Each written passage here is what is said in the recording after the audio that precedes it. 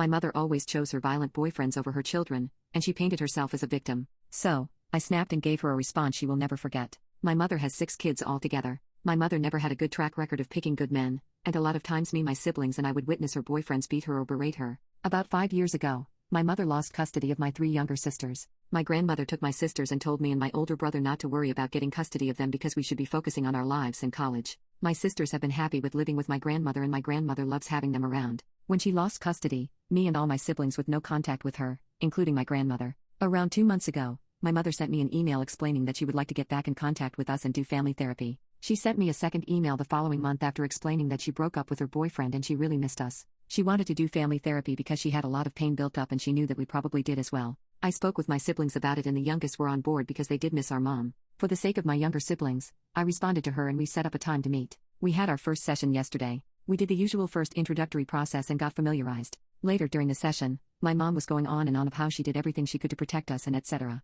The silence from me and my siblings were pretty loud and our counselor/therapist asked how we felt about that. My other siblings didn't speak. I wasn't planning on speaking either, but then what my mom said just made me snap. She told our therapist that I told them not to say anything because I wanted to turn my siblings against her and she scheduled this session to help us and not split us apart. After that, I just went off. I started screaming that she wasn't a good mother and she did nothing to protect us. She never protected my brother when her boyfriends would beat on him when he tried to protect either her or my sisters. She never even thought of reporting her ex when my sisters first came to her about the abuse they experienced at his hands. I went off on a lot of other things, but at this point she was bawling and so were my siblings. I told my therapist that if anyone was splitting the family up it was her with her stupidity, ignorance and just flat-out neglect. I was not going to sit here and listen to her trying to blame me for her actions or her problems. Update: my siblings and I have decided to go NC with our mother for good. I got an email from mother at 4 a.m. today. Dear Juju, you continue to try to villainize me. I was going to explain myself further in therapy but I'm in a new relationship now with a very loving man. He was the main one who encouraged me to extend an olive branch with you all. I was going to surprise you and your siblings in therapy.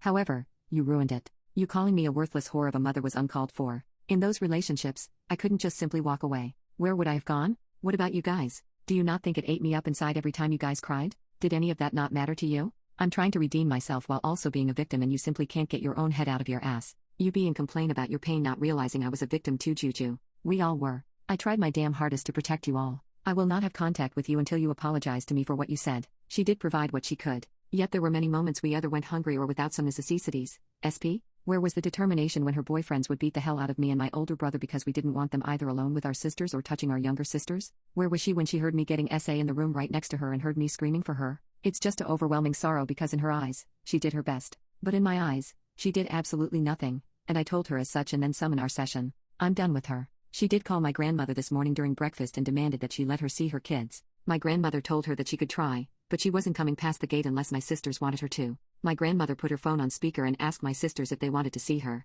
My youngest sister actually responded this time and said no. My mom tried to scream at my grandmother, but I could hear her voice cracking from trying not to cry on the phone. My grandmother told her she could go F herself and not call her again. I responded to her email, Victoria, since you are no longer my mother, I have no need for formality. You make me absolutely sick to my stomach. You know you didn't do poop. You know that you never even had a grain of a maternal instinct. If you did, you never would have allowed us to get hurt. I know you can't sleep at night with those thoughts running around in your head. I hope for the rest of the life it eats you up inside. Your new boy toy will be the only thing by your side when you frail and almost dust. You have no right to try to prance your happy fake ass into our lives now that you see we are doing well without you. It hurts, doesn't it? To know that even through all the bullshit, we are 10 times the better person you could ever imagine in your twisted little head. You don't have to worry about me contacting you. I will have nothing to do with you. Even after your death, I will have no connection and hopefully no memories of you. Don't ever contact me or my siblings again. My brother wants you to know he'll spit on your grave if he ever finds out you died, so sleep well with that, you fucking biatch.